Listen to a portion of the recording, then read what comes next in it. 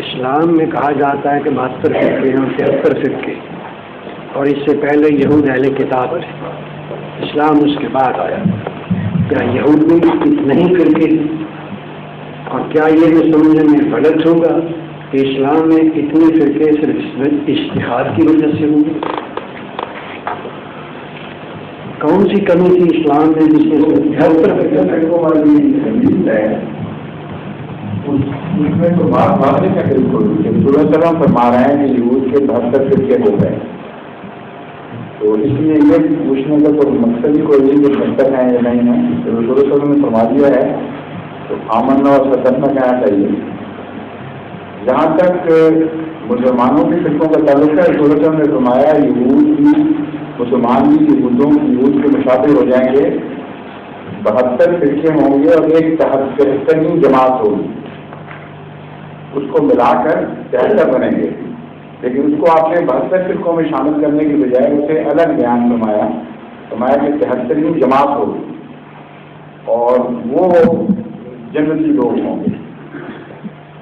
اور ان کی جب پوچھا گیا ان کی تعریف کیا ہوگی، کس طرح پہچانے جائیں گے، تو فرمایا ما انا علیہ و اصحابی، جو میرا اور میرے صحابہ کا حال ہے وہی حال ان لوگوں کا ہوگا۔ یہ ہے وہ حدیث۔ اس کی روشنی میں جو بحث اٹھتی ہے وہ یہ اٹھتی ہے کہ کیا مسلمانوں میں واقعتاً جماعت احمدیہ کے آنے سے پہلے 72 فرقے بن گئے تھے؟ یہ عموماً غیر جماعت علماء سوال اٹھاتے ہیں،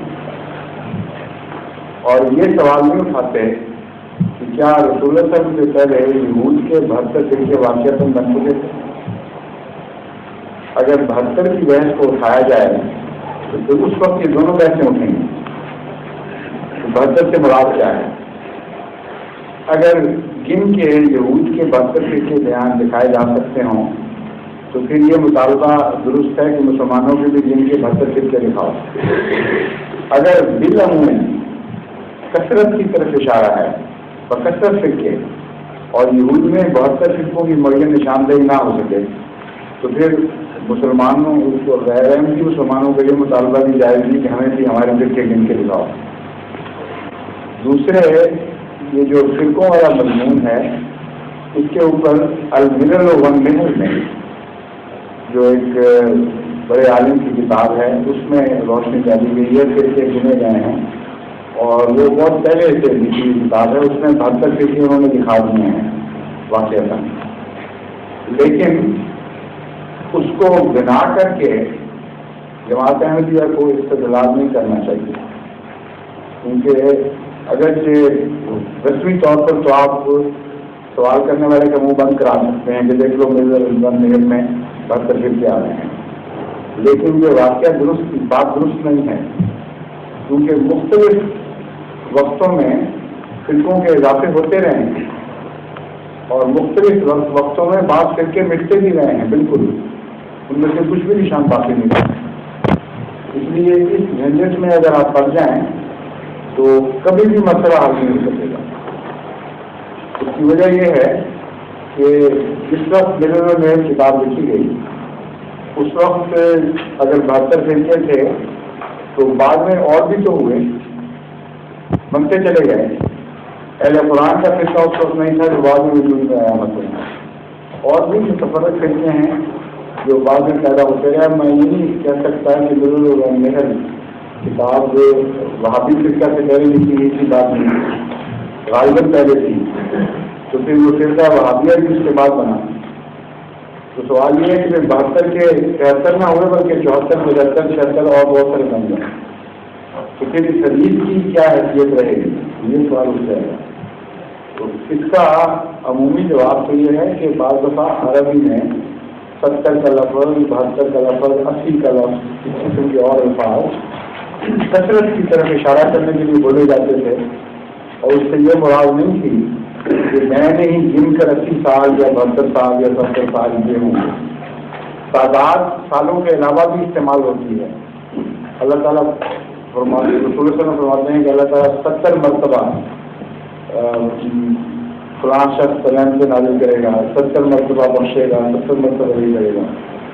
تو اس کا یہ مطلب نہیں کہ اللہ دین کے پوری دفعہ بخشیں کرتا ہے، یہ محاورے ہیں صرف، اور حقیقت میں کثرت کی طرف اشارہ ہے۔ حقیقت میں پوری طرح ایگزیکٹلی گن کر آپ ثابت بھی کر سکتے ہیں۔ اور ایک اور پہلو یہ ہے، جیسا کہ میں نے اشارہ کیا تھا، اگر فرقے بڑھتے ہیں تو کچھ مٹتے بھی ہیں، کانسٹنٹ پروسیس ہے۔ اس لیے عین ممکن ہے کہ ایک وقت میں 72 موجود رہیں، واقعتاً بھی 72 موجود رہیں، لیکن ہمیں اس کی طاقت نہیں ہے کہ گن کے دکھا سکیں، کیونکہ کچھ آ رہے ہیں کچھ ملتے ہیں۔ اس لیے یہ بحث بیکار ہے، اس پہ پڑھنا ہی نہیں چاہیے۔ دیکھنے والی بات یہ ہے کہ فرقوں کی کثرت ہوئی ہے دنیا میں، اور اسی طرح ہوئی ہے کہ جس طرح یہود کے فرقوں کی کثرت ہو گئی۔